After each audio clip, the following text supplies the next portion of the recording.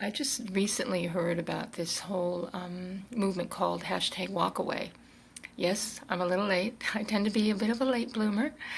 Um, but I really wanted to contribute to it because although I'm definitely not a millennial, more in the baby boomer section of the generations, I had an incredible walkaway experience, and mine was over a period of years, really, and it wasn't recent.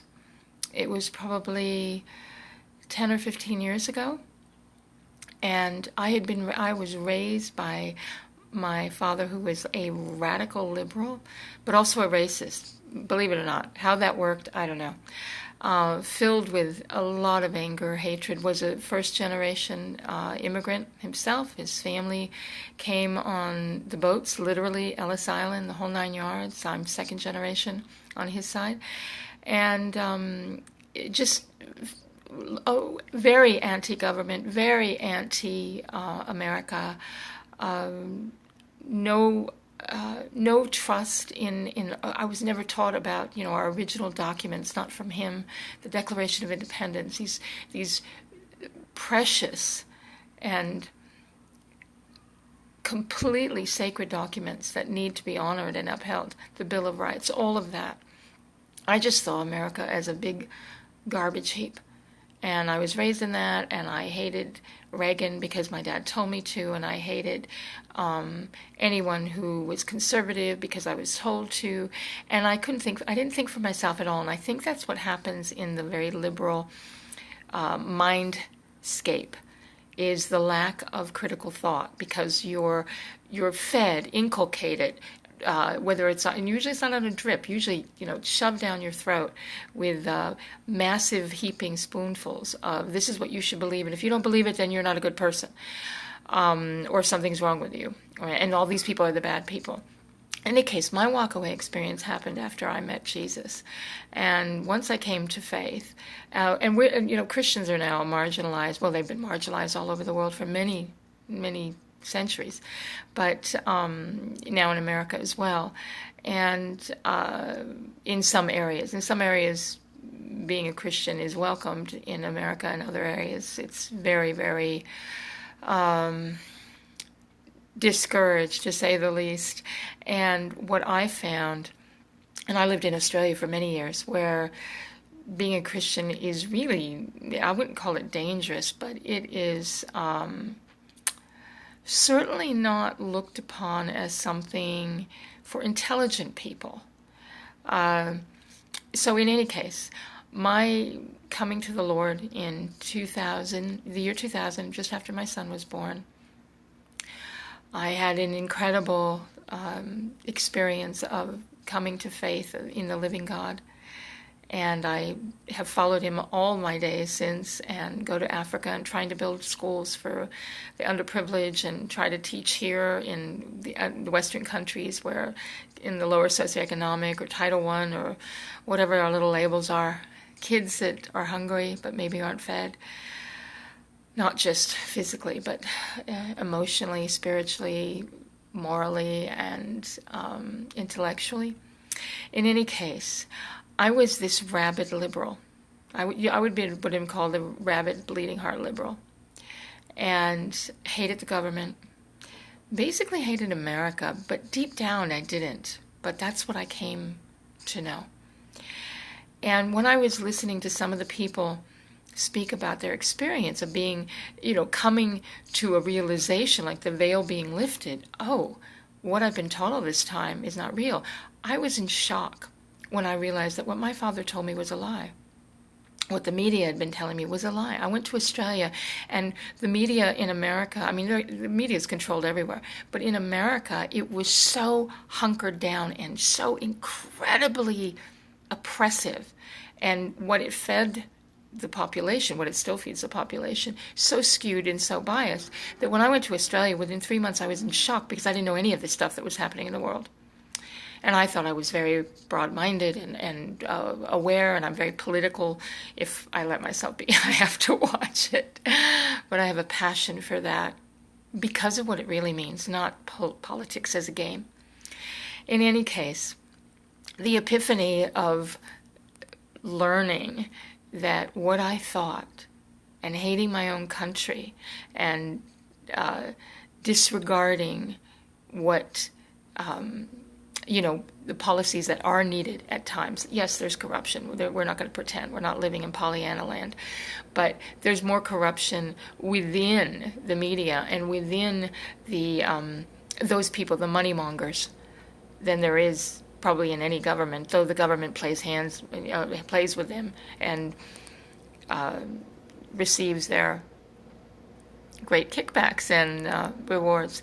But this is what I really wanted to say. I wrote a piece, and it was when I first came back. I came back, and then I went back again to Australia. I came back in 2016, September, and I'd been praying and praying and praying about that election because I knew it was crucial for this country.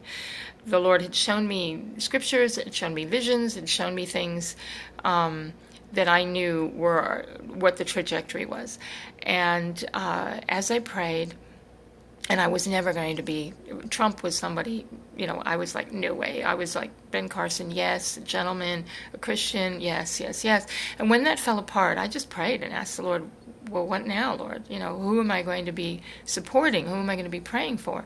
And when he showed me it was President Trump, I was like, you got to be kidding, before he was President Trump. But then he showed me things behind the scenes that I didn't understand before, and the kind of man that was needed for this time. And may not be the personality that people like, or even would be called statesman, though at times he's incredibly statesman-like. But in the social media realm, it's like a dogfight in the media. So if you cannot give as good as you get or give better, you're going to be eaten alive. And he knows how to play that one. And unfortunately, in this world that we live in, and the way the media is so powerful in its influence. And look, if you really want to learn about politics, I'll tell you, there's Hillsdale University online, free courses, all about Congress, all about our government, incredible. Talks about how it changed. The progressives have not been around just recently. The progressives started in the 19th century.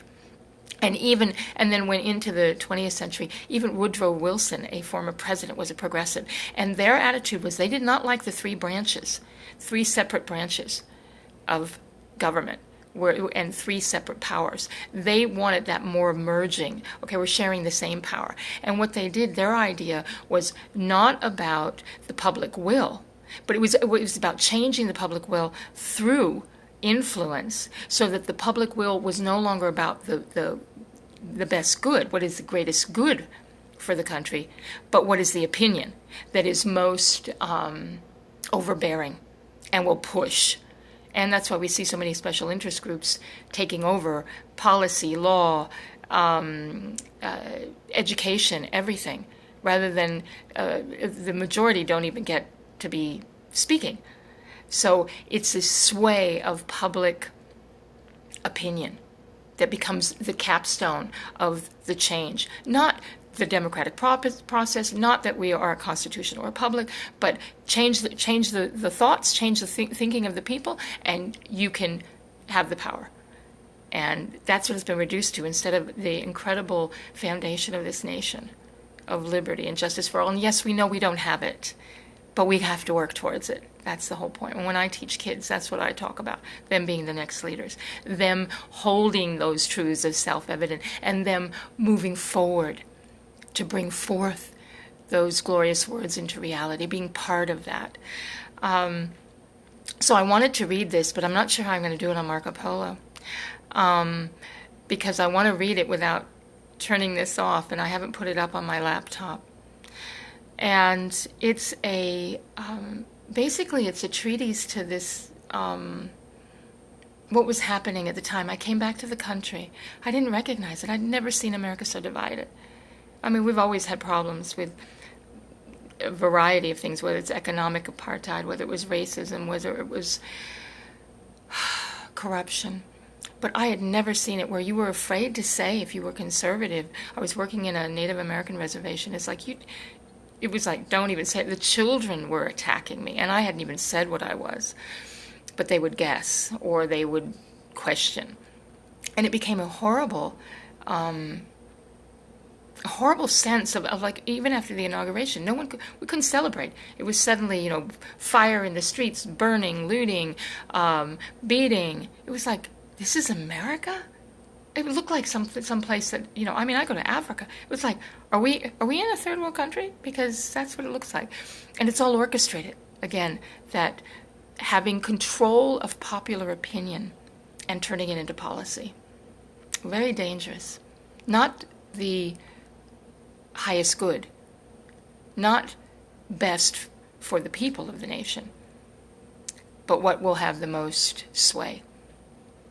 So I'm not sure how I'm going to do this. I was going to look at it I have it on my phone, and I don't think I can do it while stopping this.